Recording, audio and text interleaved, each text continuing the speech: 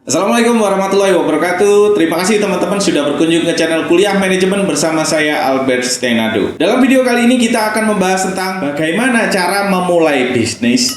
Simak terus video ini sampai habis. Kuliah nggak perlu lama-lama, yang penting serap ilmunya. Jadi jangan lupa subscribe, like, dan share, dan nyalakan loncengnya untuk bisa selalu update diskusi mata kuliah manajemen secara gratis.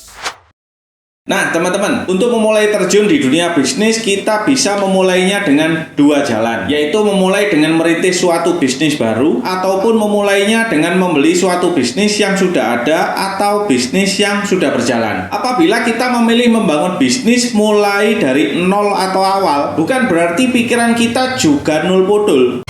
Say what? Atau tidak memahami seluk-beluk bisnis. Akan tetapi kita juga harus tetap memiliki pengetahuan yang cukup baik tentang bisnis yang akan dibangun. Bila ingin memulai bisnis mulai dari nol, ada beberapa hal yang perlu dipertimbangkan. Yang pertama, usaha itu harus menyenangkan. Biasanya dapat diawali dari hobi teman-teman, atau juga usaha yang memang teman-teman kuasai di bidang tersebut dan dapat menjalankannya dengan baik. Atau juga bisa pilih usaha atau investasi yang memiliki resiko sekecil mungkin, namun memiliki kemungkinan laba yang cukup besar. Money. Kalau teman-teman memilih untuk membeli bisnis yang sudah ada, teman-teman bisa beli bisnis secara keseluruhan atau menjadi franchisee atau cara waralaba. Alasan wirausahawan merintis bisnis baru sangat beragam. Koratko dan Hodget dalam bukunya tahun 2007 mengungkapkan bahwa salah satu studi menemukan bahwa ada 7 alasan seorang wirausaha melakukan usaha baru. Yaitu yang pertama adalah karena kebutuhan akan pengakuan diri, yang kedua kebutuhan untuk kebebasan, yang ketiga kebutuhan pengembangan diri dan kepribadian, yang keempat keamanan dan pengembangan aset, yang kelima adalah persepsi tentang kemakmuran, yang keenam pengurangan pajak, dan yang ketujuh adalah mengikuti pola mentalnya. Jadi memang dasarnya mental pengusaha, kira-kira begitu ya.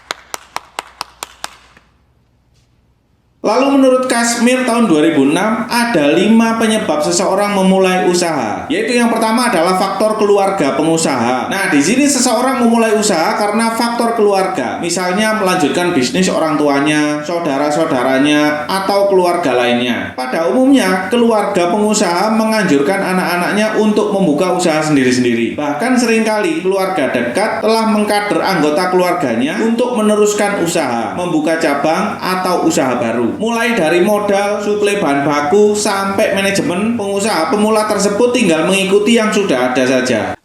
Yang kedua adalah sengaja terjun menjadi pengusaha. Seseorang yang dengan sengaja mendirikan usaha dapat dimulai dari hobi atau belajar dari kesuksesan orang lain. Di sini dapat mencontoh dari pengusaha yang sudah ada dengan mencari modal atau bermitra dengan orang lain. Model ini umumnya dilakukan oleh mereka yang berstatus pegawai, namun sebenarnya memiliki naluri bisnis yang kuat. Kesuksesan dan kegagalan orang lain menjadi panutan dan pedoman pengusaha tersebut dalam menjalankan usahanya. Yang ketiga adalah kerja sampingan. Nah, usaha ini dilakukan di luar pekerjaan atau kegiatan utamanya sebagai langkah untuk mencari kegiatan atau pendapatan tambahan. Biasanya dengan skala usaha yang kecil, sekedar untuk mengisi waktu luang saja. Tidak jarang juga dari yang tadinya iseng justru menjadi kegiatan yang memberikan hasil yang luar biasa.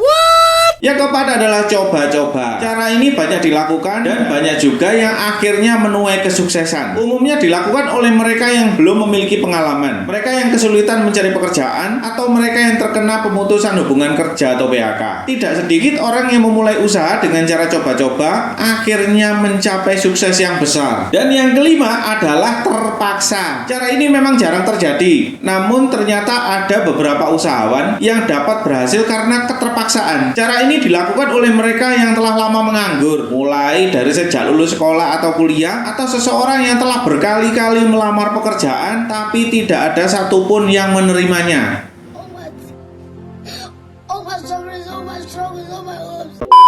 Akhirnya, langkah untuk menjadi pengusaha dilakukan dengan setengah hati. Namun, ada beberapa dari mereka yang juga sukses dan usahanya memberikan hasil yang lumayan dalam waktu singkat. Hal inilah yang menguatkan motivasi mereka untuk semakin memajukan usahanya itu tadi. Ada juga beberapa pertimbangan awal yang harus diperhatikan oleh calon pebisnis sebagai evaluasi untuk memulai suatu bisnis baru. Yaitu yang pertama adalah faktor pemasaran. Di sini perlu kita ketahui bahwa kebutuhan atas produknya ini sudah ada atau kebutuhannya masih cari-cari, dan calon pelanggannya bisa dijangkau atau tidak, sudah loyal pada merek tertentu atau belum. Kita juga bisa menciptakan nilai tambah untuk pelanggan atau tidak. Kemudian masa hidup produknya. Nah, sekarang ini lagi tren atau sudah lewat masanya? Sudah nggak tren lagi. Yang kedua adalah struktur pasar. Nah, di sini pasarnya baru muncul atau pasar yang sudah uzur. Kemudian besar kecilnya ukuran pasar dan juga seberapa cepat pertumbuhan pasar. Yang ketiga adalah keunggulan bersaing atau struktur biaya. Tingkat pengendalian atas harga, biaya, dan saluran pemasoknya bagaimana? Kendala-kendala untuk masuk, apa ada proteksi peraturan atau tidak? Kemudian tentang fast response atau delivery yang cepat, koneksi, dan juga jaringannya bagaimana? Yang keempat adalah ekonomi dari sisi pengembalian investasi. Di sini persyaratan investasinya mudah atau susah. Kemudian tentang balik modalnya itu cepat atau lama. Yang kelima adalah kemampuan manajemen. Di sini secara manajerial sudah cukup terampil dengan pengetahuan yang relevan atau belum. Yang keenam adalah kemampuan evaluasi. Nah, di sini kesalahan-kesalahan apa saja yang dapat dicatat atau dikenali sehingga pebisnis dapat menghindari kesalahan yang sama di kemudian hari. Membeli bisnis yang sudah berjalan. Kita juga dapat membeli suatu bisnis dengan cara pembelian secara total atau pembelian dengan sistem franchise atau waralaba. Berbagai alasan umum untuk membeli bisnis yang sudah ada atau sudah berjalan adalah: yang pertama adalah untuk mengurangi ketidakpastian dan ketidaktahuan yang mungkin harus dihadapi ketika memulai bisnis dari awal atau dari nol. Yang kedua, untuk memperoleh suatu bisnis dengan operasi yang terus-menerus dan hubungan intensif dengan para konsumen atau pemasok. Yang ketiga, untuk memperoleh bisnis yang telah mapan dengan harga murah atau menekan investasi di awal untuk memulai suatu bisnis baru. Kenapa orang menjual bisnis? Why? Setidaknya terdapat berbagai alasan secara umum untuk menjual suatu bisnis, antara lain sebagai berikut. Yang pertama, bisa jadi pemiliknya telah lanjut usia atau sakit-sakitan. Sedangkan anaknya bimbang untuk melanjutkan usahanya atau tidak. Yang kedua, bermaksud pindah tempat yang berbeda dari suatu negara ke negara lain atau provinsi ke provinsi lain atau kota satu ke kota yang lain. Yang ketiga adalah keputusan menerima suatu jabatan atau posisi di perusahaan lain. Yang keempat, karena bisnis tersebut sudah tidak menguntungkan bagi pemilik awalnya. Yang kelima, memang ingin menjual bisnis dengan pola waralaba. Yang keenam, industrinya sudah jenuh dan tidak berpotensi tumbuh lagi. Dan yang ketujuh adalah generasi penerus atau anak-anaknya sudah menolak untuk melanjutkan bisnisnya. Untuk menganalisis kesempatan suatu bisnis, setidaknya terdapat beberapa hal yang perlu diperhatikan, yaitu yang pertama adalah aset dan kewajiban. Di sini perlu diketahui daftar atau data secara akurat tentang setiap aset atau harta dan semua kewajiban atau liabilitas yang akan diambil alih. Keakuratan data tersebut jika memungkinkan harus dinyatakan oleh akuntan publik yang bersertifikat. Buatlah kontrak jual beli secara final tentang aset yang dibeli dan semua kewajiban yang akan diambil alih nantinya. Yang kedua, tentang piutang usaha. Sebelum membeli suatu bisnis, mintalah data umur piutang usaha, termasuk masalah penagihan yang dihadapi perusahaan sebelumnya selama ini itu bagaimana.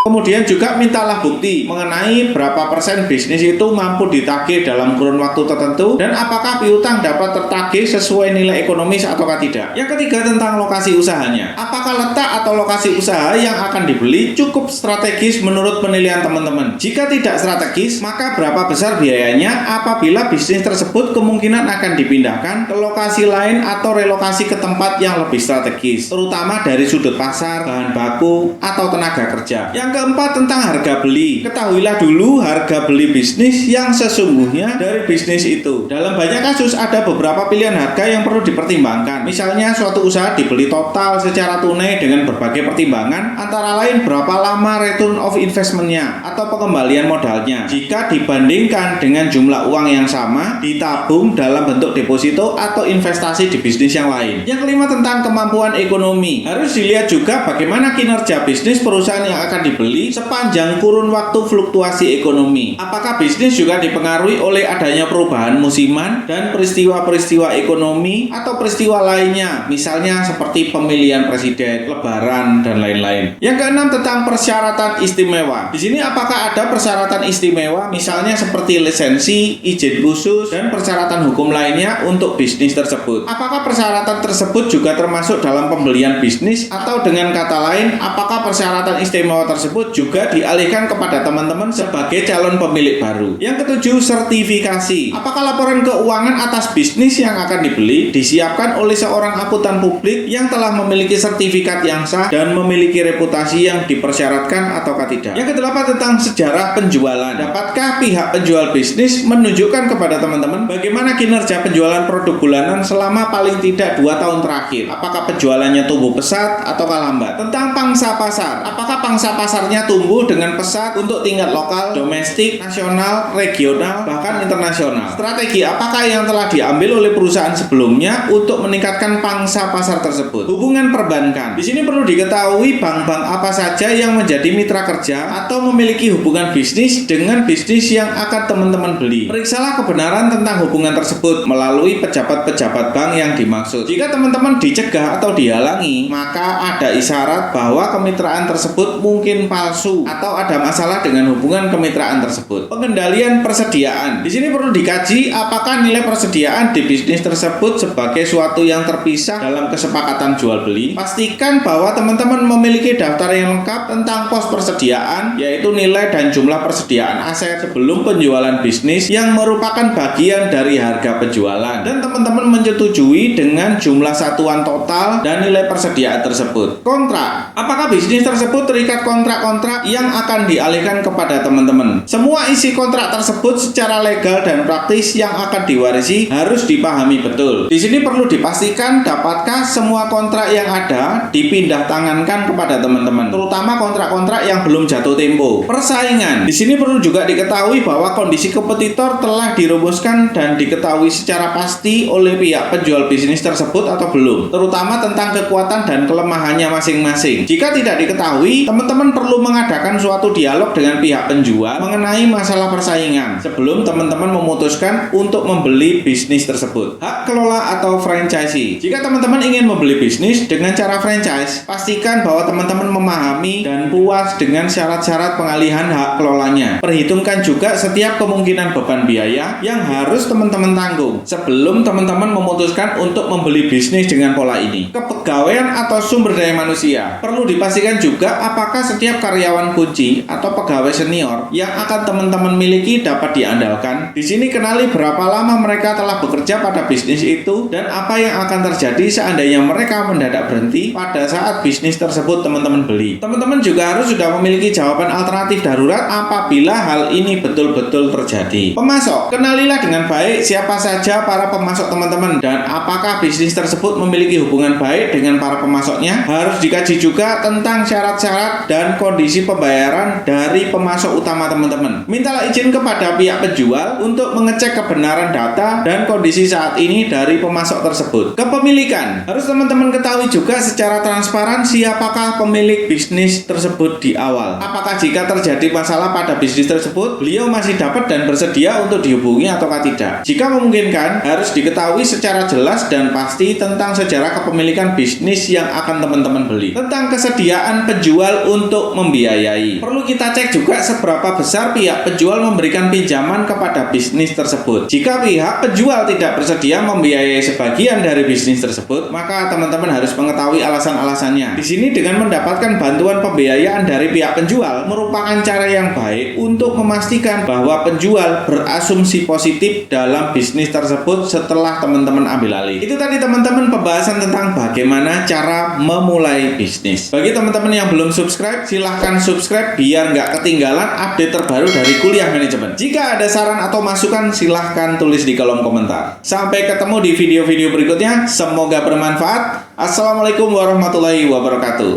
Kuliah nggak perlu lama-lama, yang penting serap ilmunya. Jadi jangan lupa subscribe, like, dan share, dan nyalakan loncengnya untuk bisa selalu update diskusi mata kuliah manajemen secara gratis.